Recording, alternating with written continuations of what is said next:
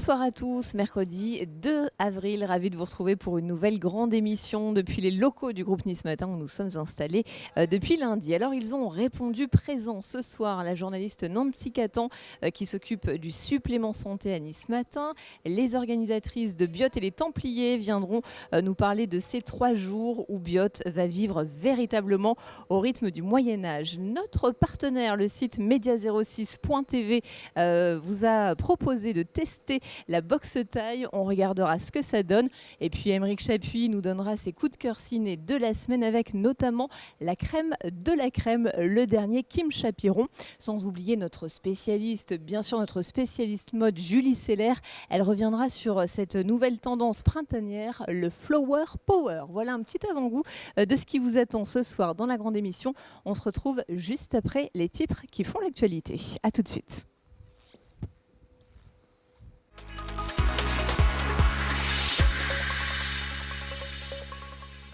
Bienvenue si vous nous rejoignez sur Azure TV, la grande émission depuis le groupe Nice Matin, et nous sommes installés ici jusqu'à vendredi, et lui aussi est installé avec nous jusqu'à vendredi. C'est notre chef fil rouge et il s'agit de Benjamin Lequeux. Bonsoir Benjamin. Bonsoir Eric, bonsoir à tous. Toujours en forme, mercredi jour des enfants, ce sera du sucré aujourd'hui en cuisine. Une belle pâtisserie bien gourmande qui date du 18e. Voilà, à l'époque de Louis XV, et on va voir que c'est le pâtissier de Marie Lesinska qui a apporté cette douceur en France. On va en parler dans un instant. Juste avant, on va redire un mot sur votre établissement niçois, c'est le bistrot Saint-Louis. Quelle atmosphère, quelle ambiance on va trouver chez vous?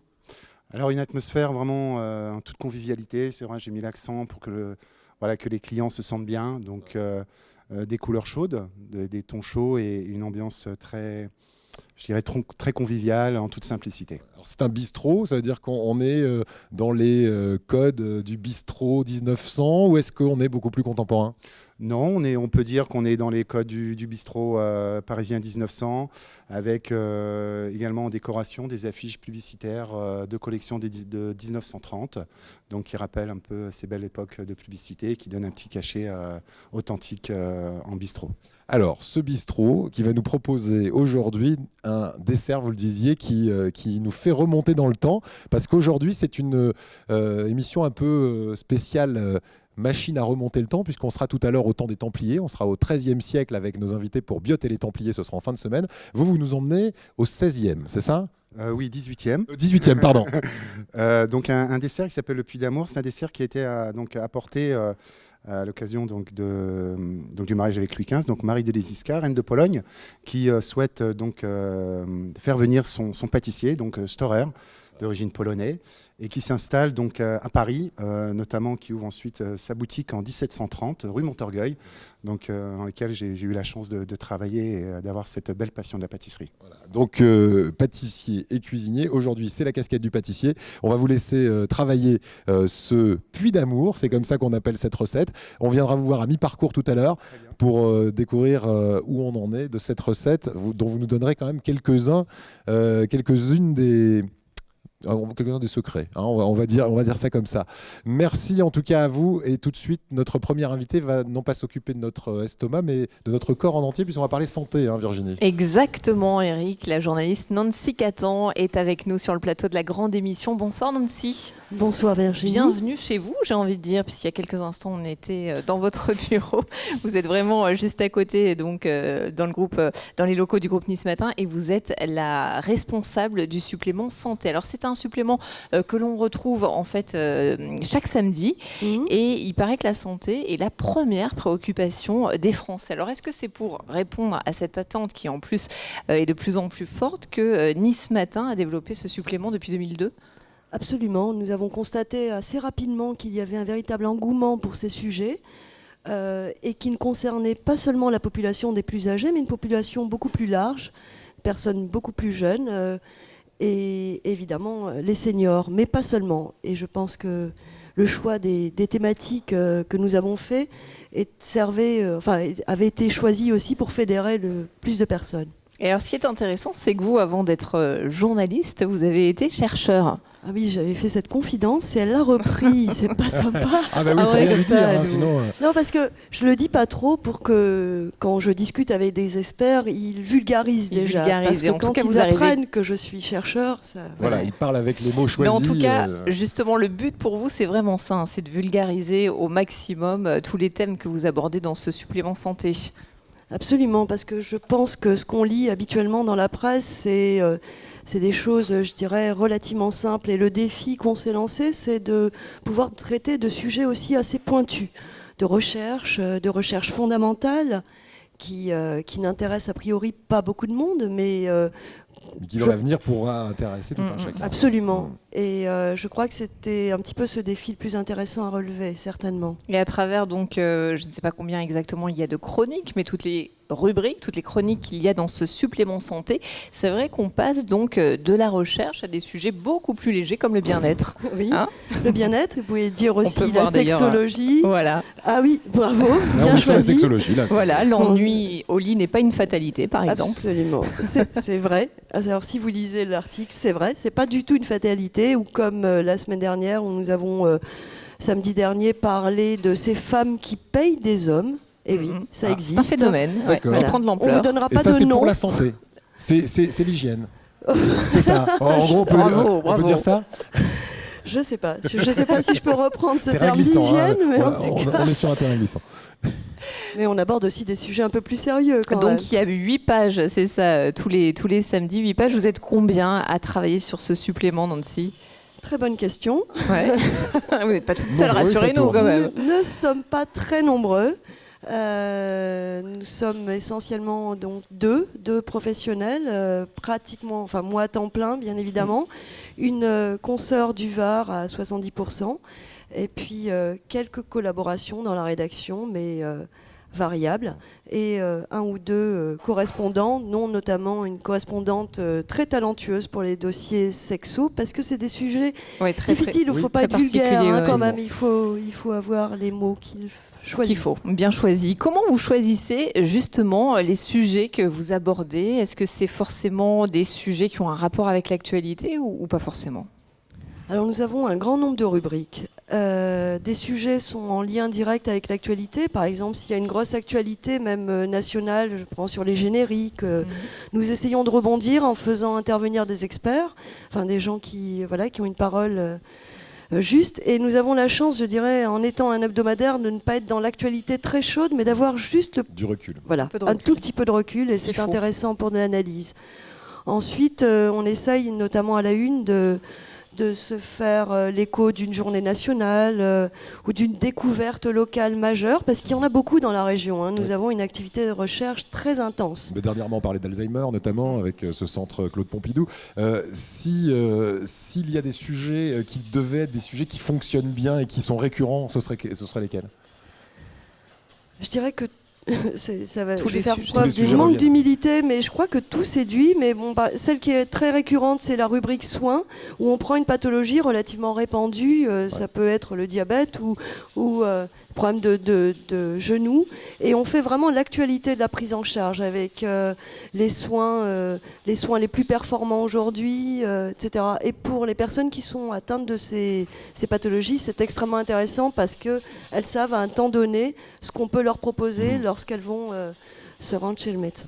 Merci beaucoup en tout cas Nancy Catan pour mettre un visage sur votre plume, et donc on vous retrouvera dans le supplément santé de Nice Matin dès samedi. Alors lui, depuis lundi, eh bien, il s'interroge sur le succès de la presse quotidienne régionale. C'est Absolument. Thierry Messnage. C'est Thierry Messnage qui est allé dans la rue. Vous posez la question, est-ce que vous achetez le journal, par exemple, est-ce que vous l'achetez plus facilement le samedi pour lire le supplément santé de Bonne Nancy question. Catan? Eh bien, on va le voir avec vos réponses. Le micro-trottoir, c'est bien sûr Bonjour, c'est la télé. Il est signé Thierry Messnage.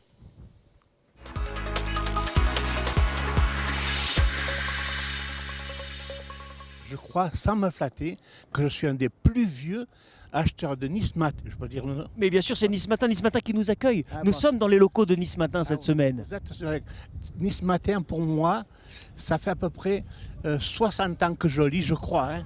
tous les jours, à 5h30 du matin, je me lève, je vais chercher mon journal et je lis les nouvelles de ma ville. La ville de Nice. Ma ville de Nice. Un peu de la région aussi qui va autour. Ouais, un peu de la région qui va autour. C'est quoi votre prénom? Josie. Josie et... Josie et... Alors on va commencer par Josie. Josie, est-ce que vous achetez toujours le journal? Ah, ça y est, je vous vois venir. Non, je l'achète pas. On achète toujours le journal le matin comme avant? Non, plus maintenant, non. Plus maintenant. Avant on l'achetait, maintenant on l'achète moins. Non, voilà, beaucoup moins, oui. Et pourquoi? Parce que vu ce qu'il y a dedans et vu la télé, tout ça, et le numérique, tout ça, c'est plus intéressant d'acheter. Oui, mais il y a des choses, par exemple le journal, il permet de voir des choses, des dossiers un peu plus fouillés que la télé, c'est souvent survolé. Oui, d'accord, oui, non, mais je veux dire, il y a des jours où c'est qu'il n'y a rien. Hein. Dans le journal. Dans le journal, il n'y a que de la pub. Hein. Et l'horoscope, vous lisez l'horoscope? L'horoscope, non, c'est plus pour moi. T'es quel signe, toi, Roger? Poisson. Il y a une chose encore plus, c'est que j'ai été gravement malade. La première des choses que j'ai eues quand je me suis réveillé, j'ai dit, tu m'as porté Nice Matin. Eh oui, c'est vrai. Et quand j'étais militaire en Algérie, je ne demandais pas des colis à ma mère. Je demandais qu'elle m'envoie le journal. Nice Matin. Nice Matin. Vous achetez le journal ou pas? Oui, une partie. Ah voilà, alors racontez-nous, vous achetez le journal tous les jours? 5 jours par semaine. Et quel jour vous ne l'achetez pas? Le week-end. Il n'y a pas un jour où vous l'achetez? Jamais. Le samedi, le programme télé, ça vous intéresse pas? Non plus. Le supplément féminin du dimanche? Non plus. Dès qu'il y a un numéro spécial? Non plus. Bien. Je suis pas une bonne cliente pour vous. Mais moi, Nice Matin, c'est ma vie. Et c'est ma vie, et je ne souhaite pas qu'il disparaisse. Et je pourrais dire même s'il se passerait quelque chose pour qu'il disparaisse, je serais le premier à camper là-bas devant pour que dire Nice Matin, il est à nous et il faut qu'il reste chez nous. Ce n'est pas un journal, c'est notre journal. C'est notre journal. Il est à nous, il appartient à personne d'autre. Voilà. Vous imaginez cet amour qu'il a pour sa première fiancée? Il l'amène dans un hôtel. Hein? Ouais. Ils ont bu un verre, 2 verres, 3 verres. Elle se déshabille, la chose est bien engagée. Je prends Nice Matin. Hé chérie, avant toute chose, apporte-moi le Nice Matin. Absolument. Merci Pierre.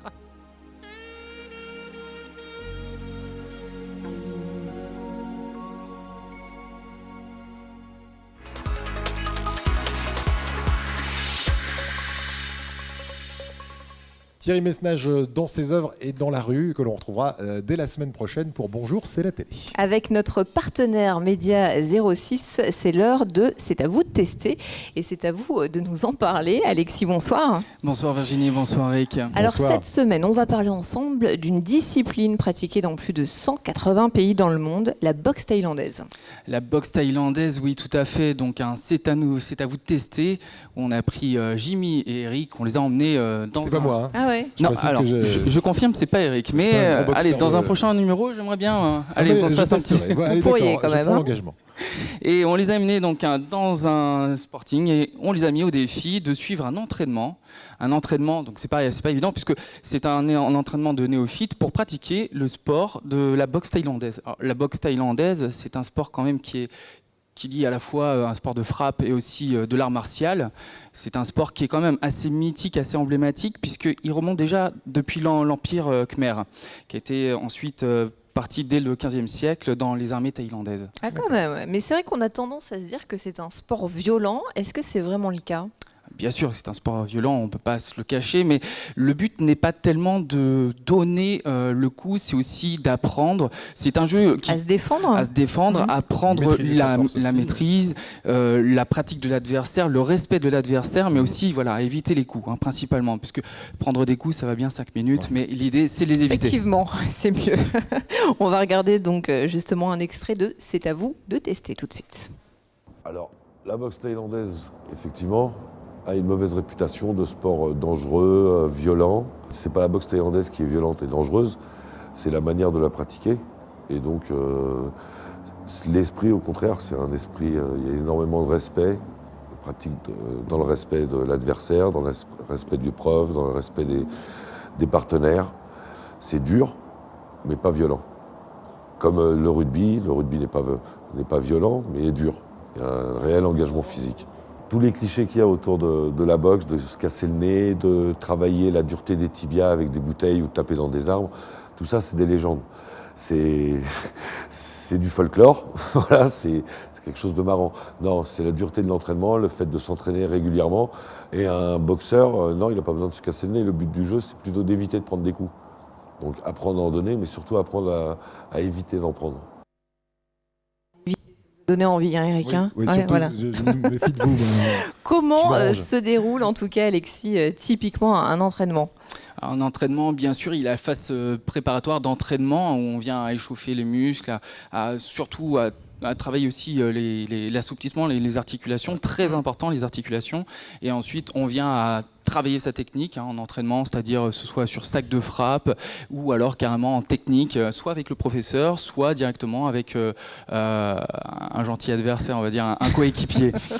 Gentil adversaire. Est-ce que tout le monde peut pratiquer la boxe thaïlandaise? À partir de quel âge déjà? Voilà, justement, ça c'est très important, il faut le souligner.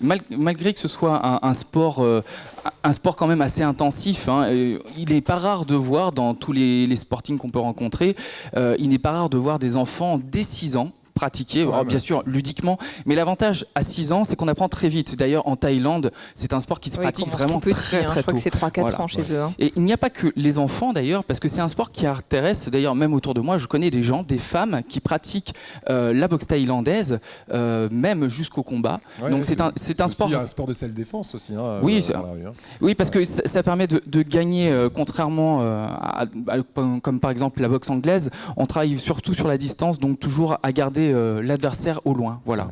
D'accord. Et c'était bien de le souligner. Merci en tout cas, Alexis. On va pouvoir retrouver l'intégralité de ce sujet sur votre site media06.tv. Merci beaucoup. Que vous à êtes bientôt. prêts, Virginie, à faire un bond dans le temps? Bien sûr. Nous allons remonter jusqu'au XIIIe siècle. Biot et les Templiers, ce sera ce week-end. Et un petit peu avant tout le monde, on va découvrir le contenu de cette manifestation et puis la vraie histoire liée à Biot et ses Templiers. Donc ce sera dans la deuxième partie de la grande émission. Nous serons également, comme c'est mercredi, en compagnie d'Aymeric Chapuis qui sera là pour sa sélection et ses coups de cœur cinéma du mercredi. On vous retrouve dans un instant depuis le groupe Nice Matin, ici à Nice. À tout de suite.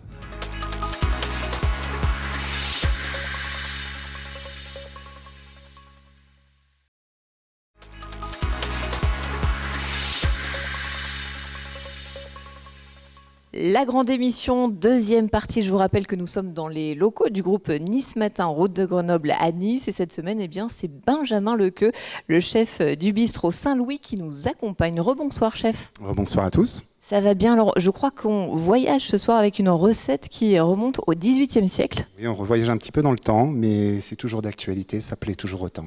Mais ça ne m'étonne pas, vu l'odeur qui se dégage de cette grande casserole. Alors, dites-nous tout. Qu'est-ce que vous êtes en train de faire? Alors, en toute simplicité, on cuit un petit peu de feuilletage dans des petits moules adaptés, donc un feuilletage pur beurre que vous pouvez vous procurer partout dans tous les commerçants. Ensuite, on prépare une crème pâtissière traditionnelle, donc 50 centilitres de lait infusé dans une gousse de vanille. Oui, ça sent bien la vanille. Hein. Oui, tout à fait. On blanchit 3 jaunes, un œuf entier, 125 g de sucre.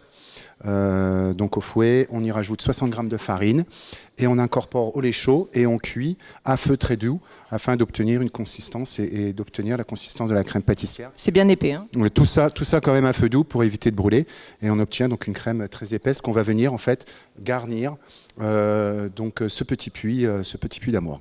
Voilà, le petit puits d'amour que tout le monde va pouvoir faire à la maison grâce à vous, Benjamin. Qu'est-ce qu'il reste à faire alors ? Alors le secret, c'est la phase terminale, c'est-à-dire qu'on va venir caraméliser donc le bonbon avec un sucre et avec un fer très chaud, et on va venir en fait refermer ce petit dessert avec une petite coque en caramel que nous allons dresser avec une sauce caramel beurre salé. Et nous, on sera ravis de vous retrouver en fin d'émission pour la dégustation. Merci Benjamin, on vous laisse travailler dans quelques instants. On va parler des sorties ciné avec Aymeric Chapuis, on parlera de la crème, le dernier Kim Chapiron, et puis on va aussi parler d'une nouvelle tendance mode, le Flower Power. C'est notre spécialiste Julie Seller qui nous en dira plus, mais pour le moment, on continue de voyager dans le temps et direction Biot avec votre invité Eric. Oui, Pascal Nicole, l'une des organisatrices de cette manifestation Biot et les Templiers, ce sera ce week-end. Si vous avez envie de faire plaisir à vos enfants, allez-y, parce que c'est vraiment la manifestation familiale du week-end qui va drainer des dizaines de milliers de visiteurs. Je ne mens pas en disant ça. Combien de visiteurs, Pascal Nicole, bonsoir, l'année dernière? 40 000, plus de 40 000 l'année dernière. Voilà, plus de 40 000 l'année dernière. C'est un vrai succès depuis plusieurs années maintenant. Cette année, on est à quelle édition? La 6e édition. 6e édition, et le succès ne va pas se démentir, parce que chaque année, j'ai l'impression que au niveau de l'événementiel, on le verra tout à l'heure dans une deuxième partie avec votre collègue Angélique Sanso, on met la barre un petit peu plus haut au niveau des manifestations, des démonstrations aussi, avec des chevaliers en armure qui sont là pendant tout le week-end. Mais juste avant, avec vous Pascal, on va évoquer Biot et les Templiers, la véritable histoire de Biot et les Templiers, parce que si un jour on a décidé il y a 6 ans de mettre en place cette manifestation, c'est parce qu'il y a un vrai lien qui date de 1209, c'est ça? Exactement, oui. Au départ, on était parti pour une seule manifestation, puisqu'on fêtait le 800e réel de la donation de Biot aux Templiers, qui a été donné par Alphonse II, le comte de Provence, en 1209, en mars. Donc on se tient exactement à la date en plus. C'est pour ça également qu'on a fait la manifestation en mars. Mars, maintenant, on a un peu dérivé vers avril, mais bon, c'est à cette époque-là. Et donc le comte de Provence donne la ville de Biot aux Templiers. Et ils vont rester pendant un siècle, jusqu'en 1308, jusqu'à ce que Philippe le Bel interdise les Templiers, puisqu'on les accusait d'avoir trop de pouvoir, et notamment de détenir le trésor de la couronne. Alors Pascal, pendant que vous parlez, on a des images qui nous plongent dans ce XIIIe siècle. Elles ont été prises au cours des éditions précédentes. On replonge vraiment Biot à cette époque du Moyen-Âge, c'est-à-dire qu'on va manger Templier, on va dormir Templier pendant ces 3 jours. Il y a là, on en parlera sans doute tout à l'heure avec Angélique Sanso, de très belles images du spectacle Son et Lumière que vous organisez, ça sera vendredi soir. Et ces Templiers qui ont marqué Biot, on retrouve aujourd'hui du patrimoine qu'on va pouvoir visiter aussi pendant ce week-end chez vous. Exactement. Alors le principe de la manifestation, c'est que les gens viennent à Biot pour découvrir aussi le village, le centre historique. Donc tout est fait, c'est une manifestation fédératrice avec toutes les associations. Maintenant, on travaille avec des lycées, notamment un lycée, le lycée des Coteaux à Cannes, qui nous a fait tous les costumes de la manifestation. Il y a beaucoup de travail de recherche derrière. Donc ils ont retrouvé des costumes du XIIIe siècle. Ils ont fait 7 costumes totalement créés avec des tissus d'époque, des dessins d'époque. Donc c'est vraiment une belle manifestation à voir. On travaille aussi avec le lycée Pasteur de Nice, qui nous a fait la clé de la ville avec son atelier de ferronnerie. Ouais. L'atelier de confection nous a fait le coussin qui tiendra la clé. Donc voilà, donc maintenant on est arrivé cette année, la 6e édition. Ce sont les gens qui viennent à nous pour organiser des animations pour Biot et les Templiers. Alors ça, par exemple, ce sont les gueux qui, pendant 3 jours, sont dans les rues et déambulent dans les rues. Et ça fait peur, hein, quand on les voit, c'est très très bien fait. Hein. Oui, alors les petits-enfants gardent toujours le souvenir des gueux dans Biot, parce que c'est vrai qu'ils sont, sont très impressionnants. Je voulais aussi souligner pour l'histoire que cette année, on fait venir une archive, des archives départementales des Alpes-Maritimes, de 1286. Et je pense qu'une grande partie de la notoriété de la manifestation tient au fait qu'on s'appuie sur l'histoire et qu'on garde cette ligne. Et donc, en 1286, Antibes attaque la commanderie de Biot. Et donc, on a retrouvé ce parchemin de 1286. Puisque c'est le début des actes notariés, donc les plaintes commençaient à être enregistrées. Oui. Donc c'est un très beau parchemin, magnifique, qui sera original et qui sera consultable à Biot au musée d'histoire. Bien, et puis il y aura aussi une église qui vient de rouvrir après 2 ans de travaux, qu'on va pouvoir non seulement visiter, mais dans laquelle vous organiserez des concerts. Bref, on va avoir l'occasion d'y revenir dans quelques instants, juste après la page cinéma, puisque nous sommes mercredi. Merci en tout cas à vous, Pascal Nicole, de nous avoir rejoints depuis Biot. Et tout à l'heure, c'est Angélique Sanso qui va nous rejoindre juste après le cinéma. Exactement, il est temps d'accueillir notre cinéphile. Bonsoir Émeric Chapuis. Bonsoir Émeric. Alors cette semaine, vous avez sélectionné pour nous 2 films. On commence par La crème de la crème. crème. Alors la crème de la crème réalisée par Kim Chapuron. Alors on connaît tous, je pense, Kim Chapuron puisqu'il avait sorti en 2005 Shaitan avec Vincent Cassel qui jouait le rôle d'un espèce de gueux, comme on l'a pu voir sur l'écran, un espèce de paysan immonde avec des fausses dents, avec beaucoup de très la Ça s'appelait comment, Shaitan. Shaitan. Et il a fait ensuite Dog Pounds, un film qui se passait dans la prison. Alors on sait que Kim Chapuron est un réalisateur jeune, puisqu'il a 33 ans, il aime les univers très singuliers. Et là, son dernier film se passe dans l'une des plus prestigieuses écoles au monde de commerce, puisqu'il s'agit de HEC. Et l'histoire est très simple, 3 étudiants à l'intérieur de cette école, donc étudiants qui sont quand même formés à être plus tard des futurs dirigeants d'entreprise, hein, c'est-à-dire la crème de la société. Et bien là, il faut savoir que ces 3 jeunes étudiants vont former un réseau de prostitution. Voilà, ils vont passer de la théorie à la pratique. Alors on regarde de suite, petit coup de projecteur sur la bande-annonce. Vous avez intégré la meilleure business school d'Europe et vous avez le droit d'en être fier. Moi c'est Jafar.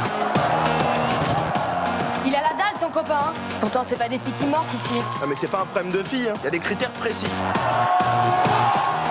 Tu vois en vert là, c'est l'association de rugby. Et là en rose c'est le BDE, c'est le bureau des élèves. Suffit de rentrer dans un club pour baiser. Avec toutes ces filles, il y a forcément moyen. Non mais c'est pas une question de nombre, on est sur un marché. Mais de quel marché tu parles là? Du marché sexuel quoi. En gros, tu fais venir une fille comme ça à une soirée de l'école, tu la fais flirter avec Jafar, et le lendemain, théoriquement, il peut coucher avec n'importe quelle fille potable sur le campus. Cette histoire, c'est une occasion de devenir pote avec tout le monde ici, de te faire un réseau. Kélia achète, enfin recrute. Je peux te dire un truc. Le premier truc, c'est que t'es belle. Et moi, je vends. C'est pas une question de savoir si t'es capable ou non de coucher avec une fille gratuitement. Hein. Vous vous amusez, c'est donnant-donnant. Tu vas voir un monde que t'as jamais vu et que t'aurais jamais dû voir. La crème de la crème. Quoi comme genre de fille? Bah je sais pas, moi, t'aimes quoi? Tout. Bah on a tout.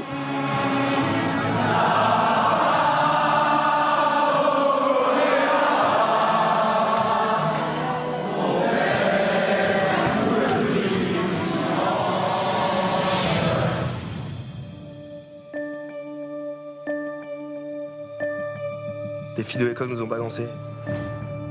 Franchement, c'était pas ça qu'on avait prévu au départ. Et il se passe quoi si nos noms sortent sur internet? C'est un peu chaud pour vous, franchement.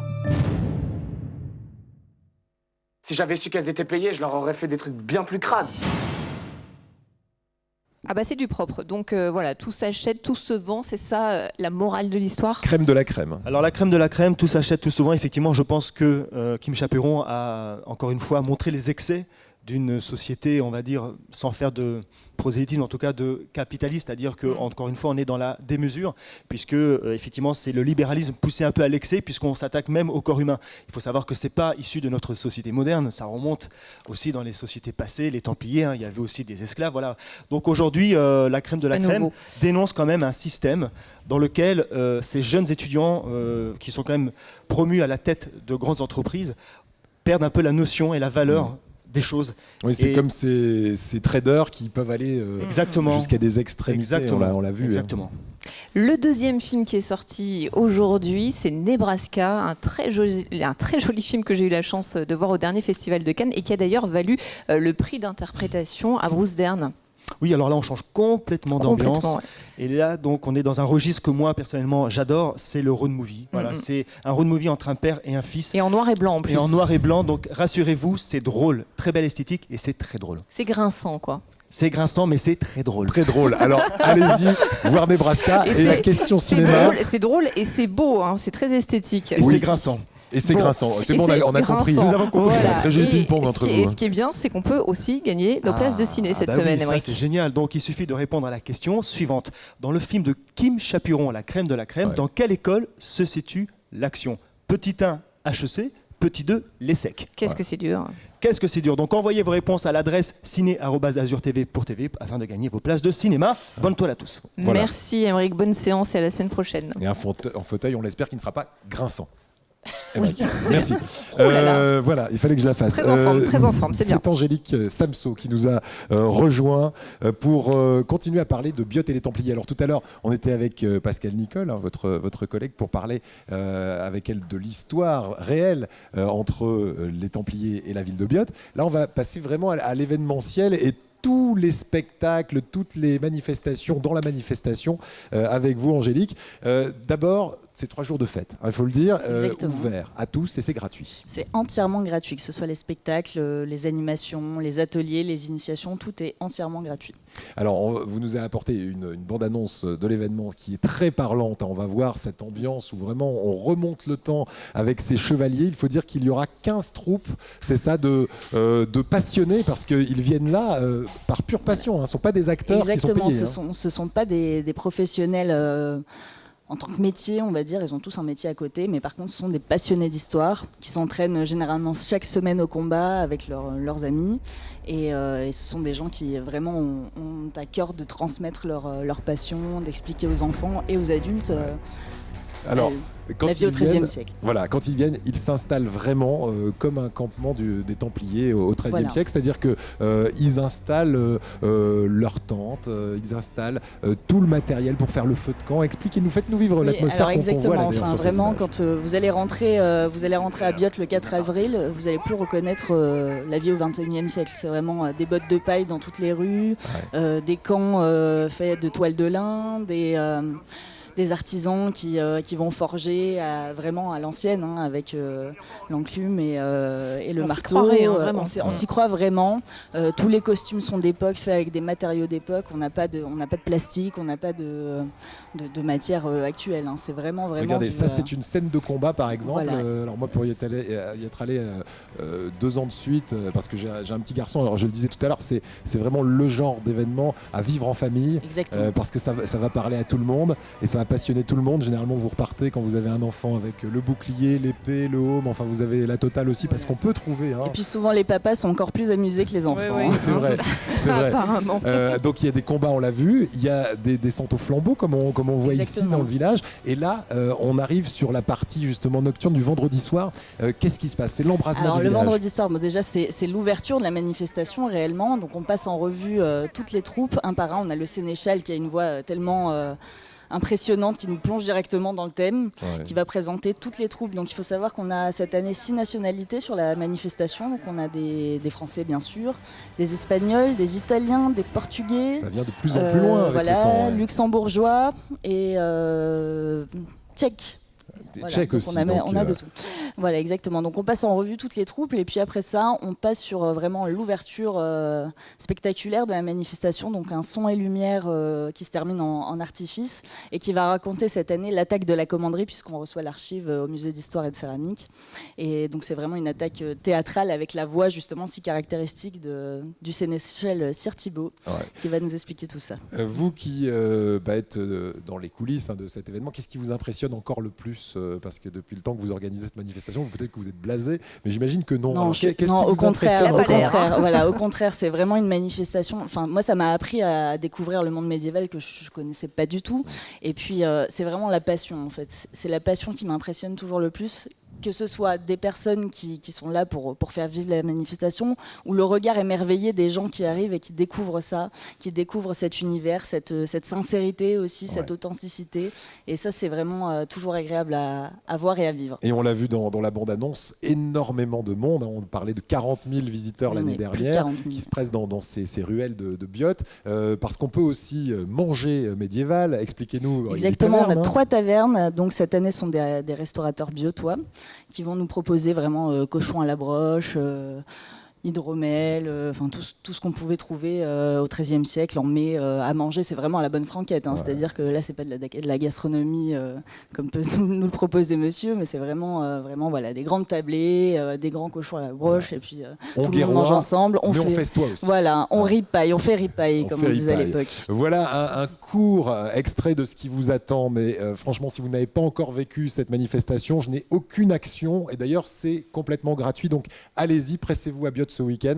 Vous ne serez pas déçus. Biot et les Templiers, c'est du 4 au 6 avril. Merci beaucoup Angélique d'être venue jusqu'à nous. Merci Angélique, elle nous a rejoint et elle décortique pour nous le monde de la mode chaque semaine. C'est Julie Seller. Bonsoir Julie. Bonsoir Julie. Alors vous aviez envie ce soir de nous parler du Flower Power, le retour des fleurs. On peut le voir avec vous un petit peu partout. Et oui, printemps oblige. Oui, donc voilà, c'est vraiment le grand retour du printemps. Donc c'est vrai que le printemps a depuis toujours inspiré les artistes et les créateurs. Moi, quand je parle du printemps, je pense toujours à l'allégorie du printemps de Sandro Botticelli, devant laquelle j'ai versé une larme à la Galerie des Offices à Florence. Donc voilà, depuis toujours, le printemps a vraiment inspire toujours les artistes. On dirait que vous sortez d'un tableau de Botticelli. C'est ça. Je suis Flore de l'allégorie du printemps. C'est moi pour vous aujourd'hui. Donc cette saison, vraiment, on n'échappe pas à cet imprimé, mais par contre, il est vraiment réinterprété. C'est ça qui est bien avec les fleurs, c'est que ça peut vraiment être réinterprété à l'infini. Donc cette année, il est un petit peu plus rebelle, un petit peu plus sauvage. Vous voyez, on va voir donc chez Hermès, chez Hermès, ça va être une nature un petit peu plus tropicale. Vous voyez, il est un petit peu plus dark. Déjà cet hiver, on avait parlé de la tendance grunge, un peu dark. Là, pareil, on prend les fleurs. Voilà, donc là, on va le voir aussi dans le défilé Dior. Donc Ralph Simon a vraiment, pour le défilé, fait un jardin suspendu, comme ça, c'était un pays des merveilles, on va voir des images à l'écran. Donc la fleur, elle est vraiment réinterprétée à l'infini. Et Eric, ça va vous intéresser, parce que déjà, j'ai vu Emric, notre chroniqueur ciné, qui est toujours à fond dans la mode, il avait une chemise à fleurs. Donc pareil pour les hommes aussi, chez Prada, ça se décline, chemise un petit peu hawaïenne, ou alors on peut l'accessoiriser avec une petite cravate à fleurs. Je vous attends la semaine prochaine. Je vous attends la semaine prochaine. Et et je voulais aussi à chaque fois, moi j'aime bien parler des petits créateurs de la région qui pareil sont toujours très inspirés. Donc ça se décline dans les vêtements mais aussi dans la déco. Je voulais parler d'une marque qui s'appelle Babalux. Là c'est des créatrices niçoises qui font des abat-jours. On va voir des images à l'écran très très très sympas. On peut les retrouver sur Nice. À la fin je donnerai les coordonnées de leur site internet. Donc elles s'inspirent des fleurs. Après je vais vous mettre des jolies petites coiffe fleurie de notre amie Hello It's Me qui, pareil, pour cette saison, fleurit nos têtes. Donc voilà. Alors, c'est vrai que c'est très printanier. Est-ce que ça va durer, selon vous, par exemple, cet été et cet automne, ou c'est juste pour la saison ? Disons que déjà, il y a quelques saisons, on avait vu les fleurs, mais c'était plus des petits imprimés Liberty. Là, il devient, comme je vous ai dit, un petit peu plus dark. Après, si on veut lui donner un côté plus chic, on va aller vers un côté noir et blanc. On va porter des fleurs en noir et blanc. Donc après, je pense que de toute façon, c'est un motif qui revient assez souvent. Mais là, cette année, il est vraiment interprété d'une façon très intéressante. Oui, c'est ça la force des stylistes, c'est qu'ils utilisent des choses qu'on a déjà vues des centaines, voire des milliers de fois, et ils en font à chaque fois quelque chose de nouveau. Merci beaucoup, Jolie Fleur. Je vous propose de passer en cuisine. Avec plaisir. On y va. Allez, on se lève et on rejoint notre chef qui nous attend. C'est Benjamin Lequeux. Avec là aussi de l'histoire dans la cuisine, de l'histoire sur le plateau avec Biot et les Templiers. Angélique, venez nous rejoindre. Julie, Virginie également. On va juste se coiffer si vous permettez, mais on vous rejoint. Coiffez-vous. Angélique, venez avec moi, parce que vous allez pouvoir goûter cette petite douceur qu'on appelle le Puy d'Amour et qui nous vient du 18e, c'est ça ? Oui, tout à fait. Alors on rappelle ce que c'est que ce Puy d'Amour. Alors c'est une base d'une petite coque en feuilletage, pur beurre, garnie d'une crème pâtissière à la vanille bourbon, et on va venir en fait le caraméliser au fer rouge. Voilà, alors est-ce qu'on peut voir la caramélisation du Puy d'Amour ? Pensez que c'est... On va essayer. Parce que c'est peut-être pas encore assez chaud, c'est ça ? Exactement. Ça a besoin d'atteindre une certaine température pour pouvoir bien brûler le caramel. On va faire un essai. Alors, faisons un essai avec... ce Puy d'Amour qu'on va caraméliser. Ah, les filles sont arrivées, coiffées, les dents. Ça va donner un petit côté hippie qui est sympa. Petit côté hippie. Oui. Et donc ça, c'est Hello It's Me, une créatrice niçoise. Pour vous aussi, c'est bien. Si vous voulez. Une petite oreille de lapin aussi, c'est sympa. Voilà, bien. Alors, est-ce que le fer est assez chaud ?